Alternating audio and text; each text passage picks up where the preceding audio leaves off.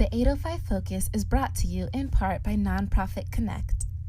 Nonprofit Connect provides superior leadership tools and resources so nonprofit leaders and board members can make valuable decisions to move their organization forward to a sustainable and vibrant future. More information on services online at nonprofitconnect.org.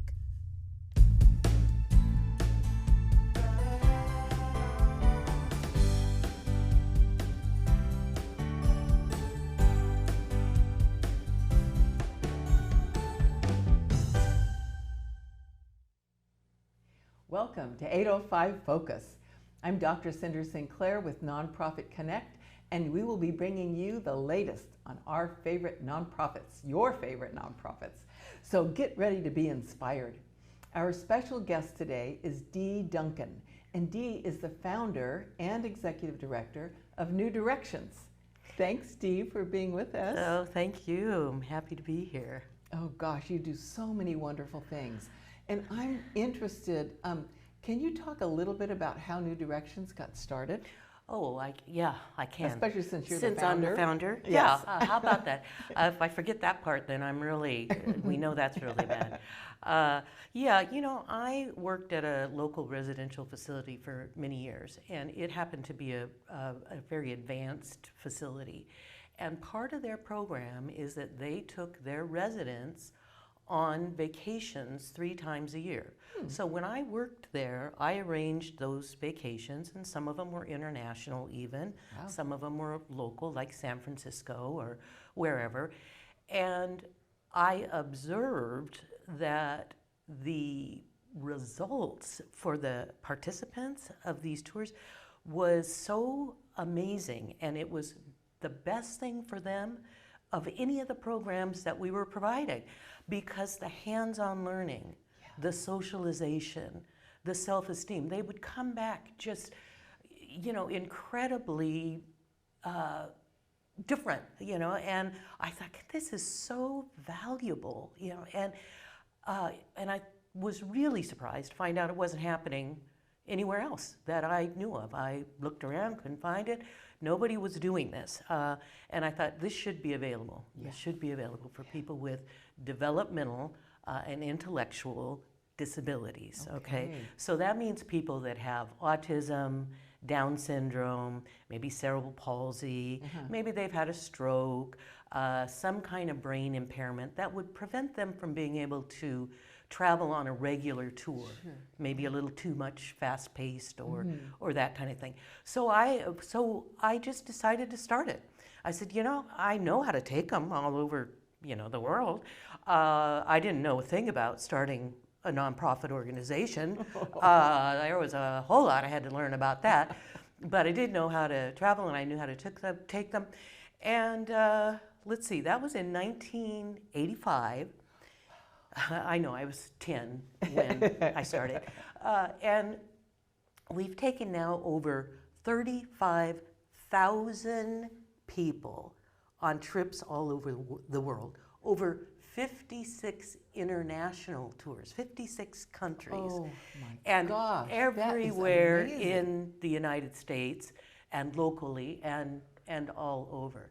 So started in my small studio apartment, actually in Mission Canyon, not far from here, when I was single and energetic and young, and just decided, okay, I'll take this little batch of money that I'd saved, and once it runs out, well, if this isn't going to work, it isn't going to work. And it's been going strong. I mean, 36 years.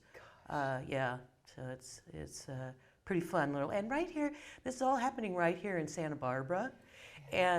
But we take people from all over California, all over the United States, and even from countries outside the United States. So for example, we just had a fellow who flew in from Korea. Oh golly. Yeah, so, and we've had them from Latin American countries and different places, because this type of program does not generally exist, and especially not in other countries. So How do they find out about you? Well, word of mouth mostly, and now of course there's the internet and website, and all someone would have to do is go in and look up travel for people with disabilities, and it would pop us up. Okay. Yeah, so. So, all right. So I'm trying to get my mind around Yes, this big I know number. it's a lot. So how often do you take a group? Let's start there. How often do you take a group somewhere? Well, just prior to COVID, because needless to say, but anywhere from 2 to 5 tours a month. A month? A month. Now we're going to cut back a little bit for the sake of the sanity of my staff. We're going to, not do quite so many, but that's the average that we've done over the many, many years. 2 to 5 tours a month. So how many people typically go on one of those trips?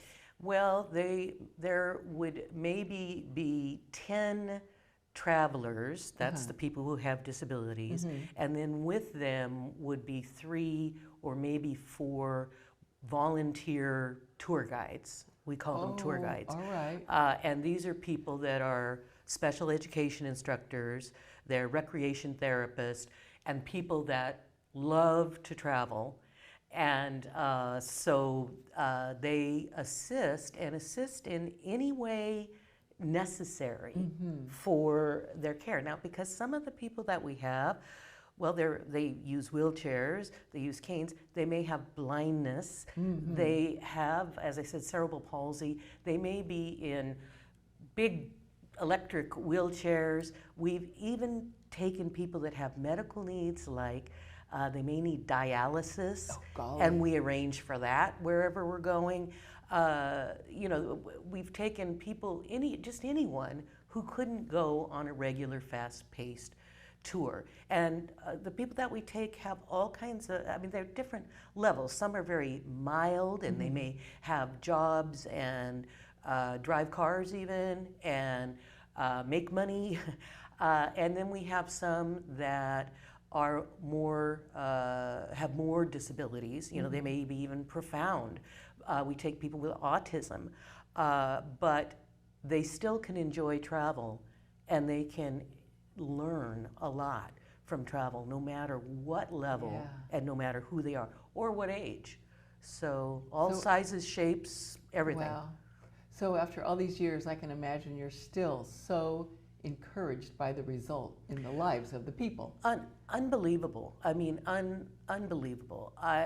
I can't believe I could still be excited this long, And but what we're doing really, really makes a difference in the lives of the participants, but not just the participants. See, what's really exciting to me is what happens with the general population wherever we go. Let me give you an example. Oh, yeah.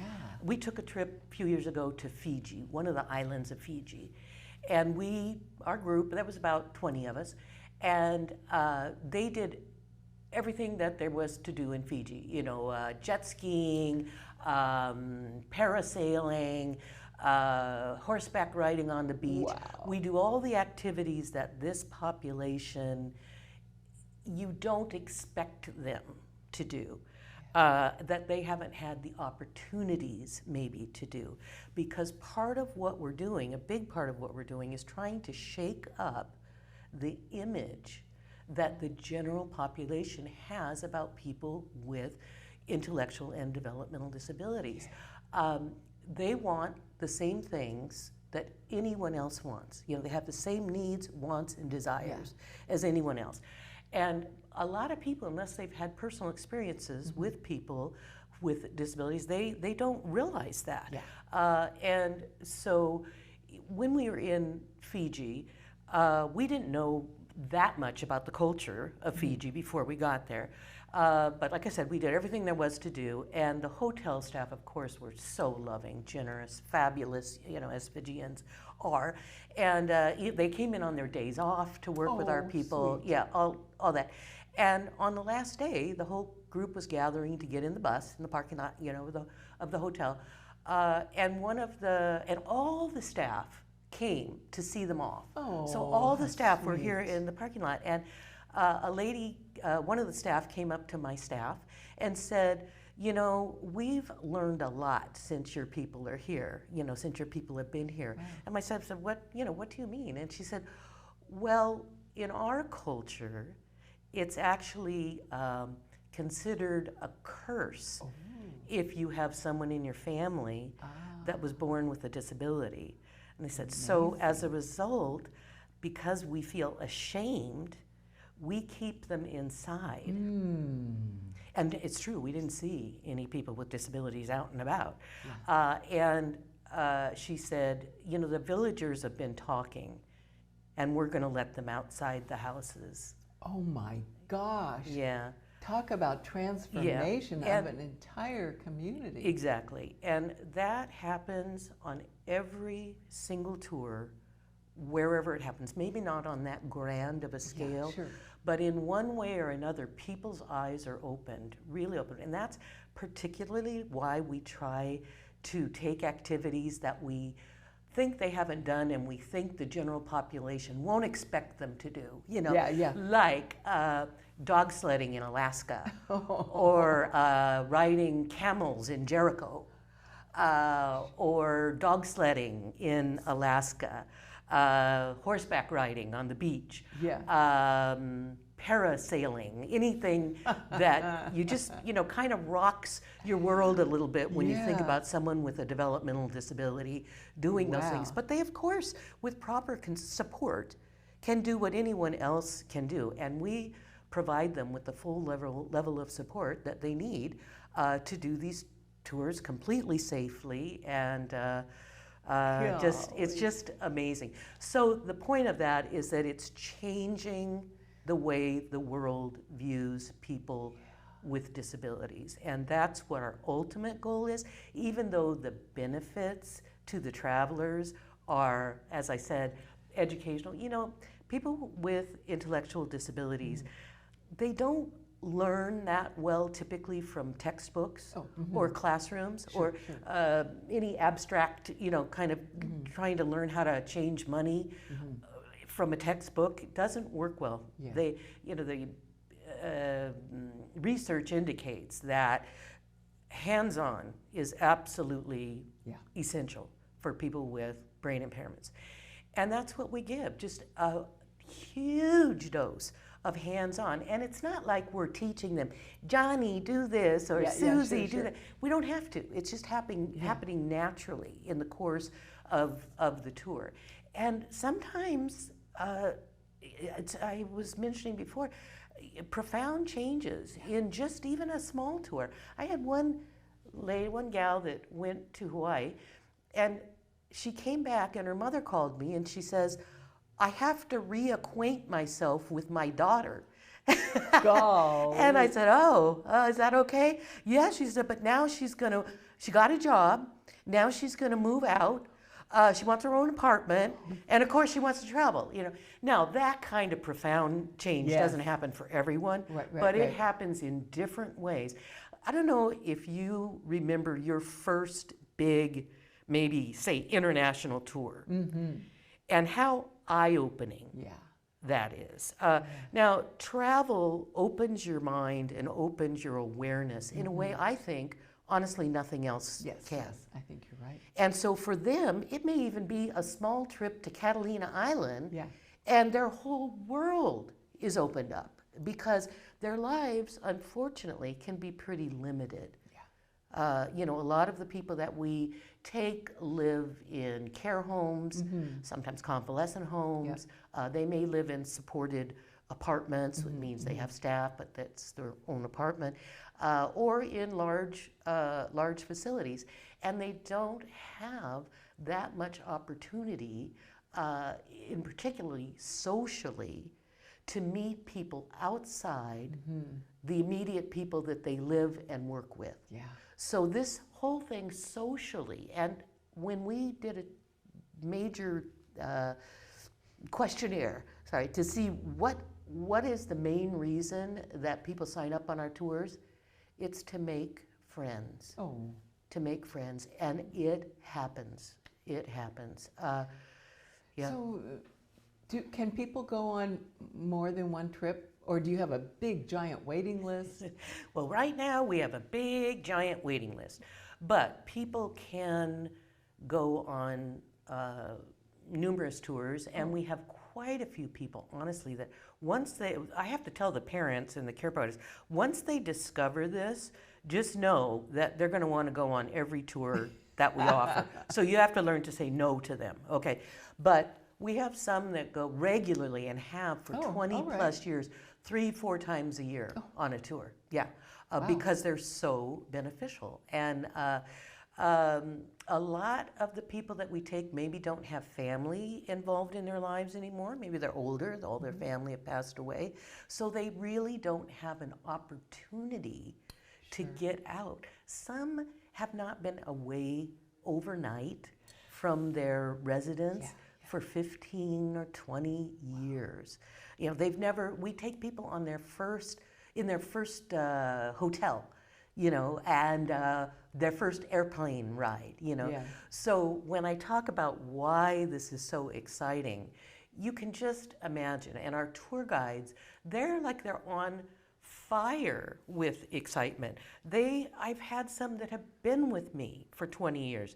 They love this more than anything else in their life. And it's not about the opportunity to travel, because honestly, this is hard work. Yeah. It's a lot of hard work.